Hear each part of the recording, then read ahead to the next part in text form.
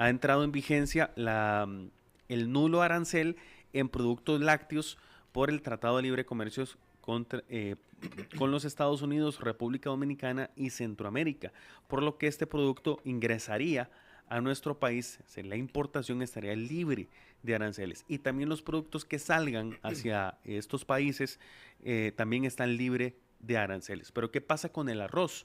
Para eso tenemos a Fernando Araya, que es director de Conarroz, porque a muchas personas le ha surgido la duda de si el arroz está dentro de los productos que estarían libres de aranceles desde el 1 de enero, como ha sucedido con el tema de la leche. Don Fernando, ¿qué tal? Bienvenido, buenos días. Muy buenos días, muchísimas gracias y felicitaciones por el programa. Gracias, don Fernando. Feliz año, dicho sea de paso. Que la pase bien con su familia y mucha prosperidad. Igual para todos y para los que nos escuchan. Este 2025 es un año de mucha importancia como todos los anteriores, pero este marca sus particularidades. El Bueno, tema del CAFTA sí. es un tema bien complejo. Tenemos que recordar que hace 20 años hubo todo un proceso de negociación. Y sí, efectivamente, el arroz es uno de los productos que tuvo un proceso de desgravación negociado, aunque el sector arrocero en las rondas de negociación solicitó la exclusión, lo cual es común en todas las negociaciones de tratados, Ujú. pues el acuerdo que se llegó fue, o lo que cerraron los gobiernos, fue un proceso en donde se mantuvo por 10 años y luego los últimos 10 años inició un proceso de desgravación. En la zona centroamericana o los países firmantes tenían diferentes condiciones. Algunos ya están con una desgravación desde hace algunos años y otros finalizamos en este periodo, pero tenía sus características y eso es parte de lo que se ha venido realizando en los últimos años y es cuando se negocian y se hacen procesos de transición, que es lo que ha llevado esta negociación. ¿Y cuál es ese proceso paulatino de desgravación?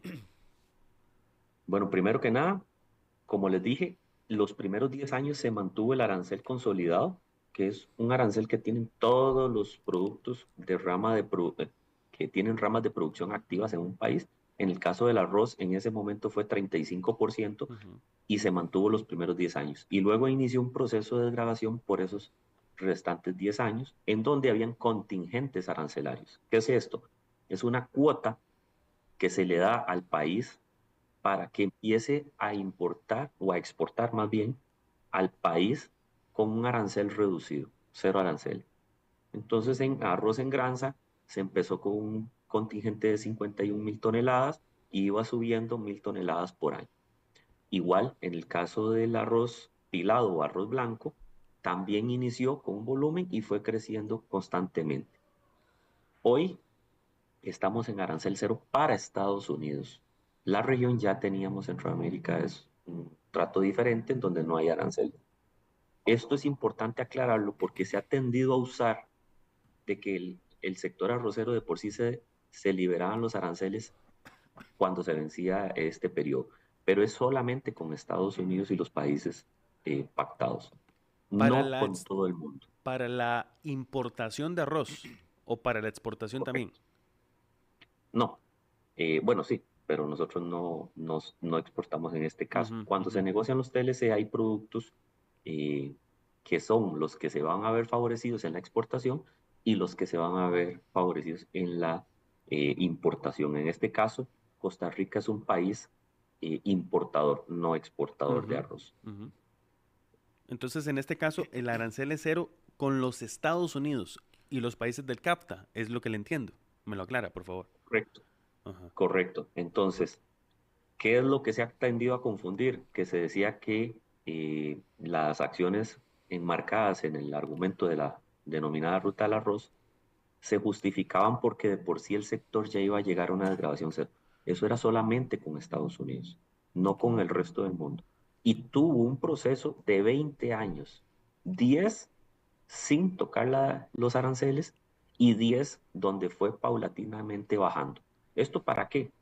Y así otros productos como leche y otros, para que los sectores se fueran preparando. Algo importante es que en la negociación del TLC se pactaron que los gobiernos, en este caso el gobierno de Costa Rica, debía acompañar a los sectores con programas de apoyo para que pudieran hacer esa migración. En el caso del sector arrocero, ha tenido cambios muy significativos en temas de rendimientos y de sostenibilidad. Algunos dicen que es que producimos muy poco por hectárea. Bueno, estamos en el trópico y segundo, los rendimientos no son tan fáciles de cambiar de un día para otro. Estamos en la media de rendimientos internacionales y hemos tenido una mejora significativa en los últimos años. Pero algo muy relevante es también el cambio en, en la forma de producir arroz en Costa Rica. Hoy somos una producción muy sostenible, donde tenemos producciones libres de pesticidas, producciones orgánicas, y en sí, la mayoría de la producción nacional del arroz se produce con un cambio respecto a hace unos 15, 20 años, respecto a la carga de agroquímicos. Y esto lo demuestran los resultados del servicio fitosanitario, en donde el arroz está como uno de los productos que tiene más cantidad de años consecutivos libre de residuos. Don Fernando, ¿esto qué significa de cara al usuario? En el sentido de que usted menciona la ruta del arroz y demás, y es un tema que se ha venido comentando mucho en las personas. De cara al usuario, ¿qué significa? ¿Va a tener una disminución de precios en 2025? ¿Qué pueden esperar los usuarios de este producto tan consumido en Costa Rica? Antes de la denominada ruta, el consumidor costarricense, y es parte de la preparación que tuvimos para la liberación de los aranceles por el CAFTA, llegaba a un supermercado, fuera cual fuera, y elegía la marca que le daba su mayor calidad o valor agregado en cocción, sabor, olor, soltura. Entonces, por eso es que el consumidor costarricense hoy, la mayor categoría de consumo es el arroz 99% grano entero. Pero no solo eso, sino ciertas marcas que mantienen esa soltura o esa calidad de cocción, porque el consumidor se volvió muy exigente y eso fue parte de lo que el sector vino trabajando, porque el precio estaba regulado. Usted no escogía por precio, escogía por marca. Todos tenían el mismo precio y usted iba escogiendo calidad. Por eso es que hemos venido trabajando porque el arroz estadounidense tiene características de cocción que no gustan en el consumidor. Tiene centro blanco, es glutinoso, o sea, pegajoso, no es sueltito. Son cosas que ellos lo saben y han venido tratando de corregirlas, pero no han podido. Por eso el arroz suramericano sí es de la misma calidad del arroz nacional y por eso es que nos abastecemos lo que nos falta de Sudamérica. Sin embargo, con la ruta del arroz, al eliminar los aranceles, básicamente hicieron lo mismo del TLC, pero de un día para otro, sin negociación a cambio, Ujú. sin periodo de transición, sin una migración adecuada. Y esto dejó a nuestros productores en una desventaja. ¿Qué significado para el consumidor? Cuando estaba regulado el precio, se regulaba que los beneficios fiscales que se le daban a quienes importaban bajo los desabastos se trasladaran al modelo de regulación de precios. Hoy, al haber reducido los aranceles, haber bajado el tipo de cambio, esos beneficios que le han llegado al importador no le van a llegar necesariamente en la misma proporción al consumidor porque no hay una regulación de precios.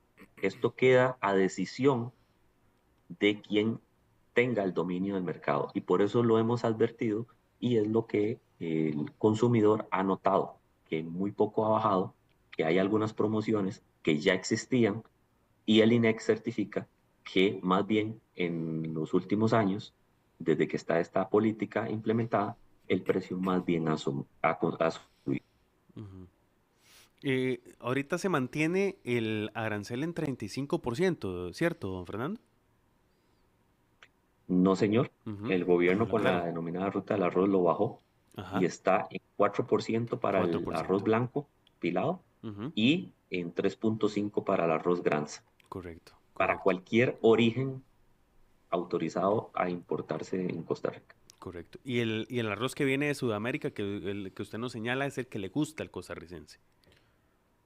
Es el que es similar al que Ujú. se produce en Costa Rica y por eso tiene características de cocción y organolépticas muy similares a las que el consumidor le agrada. Ese arancel de el 4% más o menos estaría por bajar en los próximos meses por esto que usted nos dice que se tomó la decisión en algún momento de llevarlo a cero de un día para otro, pero hubo negociaciones y demás, pero podría bajar. En realidad eso está en discusiones Ujú, porque la modificación de aranceles tiene una reserva de ley, entonces eso está judicializado ujú, porque normalmente eso solamente es modificado vía ley y el gobierno lo modificó vía decreto, entonces eso está en un proceso en el contencioso administrativo que para el mes de marzo está la primera audiencia y ujú. ahí los jueces del Tribunal Contencioso Administrativo indicarán si eso fue un debido proceso o si se debió haber realizado de otra forma. Algo importante sobre el tema de el CAFTA y Ujú, por qué hay procesos de desgravación paulatinos y con procesos de apoyo. Y es que la mayoría de la producción, en el caso de arroz, es uno muy particular, a nivel internacional solamente se comercializa el 10%, que básicamente son remanentes. Y estos mercados son altamente distorsionados y subsidiados. En Estados Unidos hay un programa de apoyo agrícola muy grande llamado el Farm Bill, que básicamente le da certeza de precios y le da una serie de subsidios a los productores arroceros y agropecuarios de Estados Unidos, que es lo que nos dificulta o imposibilita competir porque esos precios no son los reales como en Costa Rica, que además es un país caro. Y ujú, esto es un motivo por lo cual el país les ha dicho, bueno, si se va a cambiar el modelo, entonces también el país debe adoptar medidas mitigatorias. El tema de seguros agropecuarios y el tema de subsidios para asegurar una competitividad ante un mercado altamente distorsionado es clave para asegurar que el país tenga una base de producción arrocera básica o mínima que permita tener seguridad alimentaria. ujú. Puerto Caldera no está funcionando, va a seguir empeorando a corto plazo y tardará en poder recuperarse como un puerto eficiente. Esto podría a nosotros darnos situaciones de desabasto. Y ya hemos tenido situaciones en donde hemos alertado al gobierno, en donde el sector agroindustrial ha bajado de los 2 meses de inventario de seguridad. Entonces, esto es alarmante, son señales para prestar atención y tomar medidas. Y por eso es tan importante el proyecto FONARROZ, que es un proyecto de ley que está en la corriente legislativa, que esperamos en febrero llegue a las discusiones y se puede implementar, ya que este proyecto crearía las condiciones para que Costa Rica mantenga una base de producción en donde nos dé seguridad alimentaria, pero también nos proteja de picos y de aumentos en los precios internacionales, que como hemos visto, el clima está un poco variable y esto puede generar una distorsión en estos mercados que solamente se comercializa el 10%, que son remanentes y que puede de un día para otro tener afectaciones de transporte, sea por temas marítimos o por Ujú. dificultades de descarga en los puertos. Perfecto. Don Fernando, muchas gracias por la entrevista. Le deseamos un muy bonito día. Muy buen día a todos los que nos escuchan.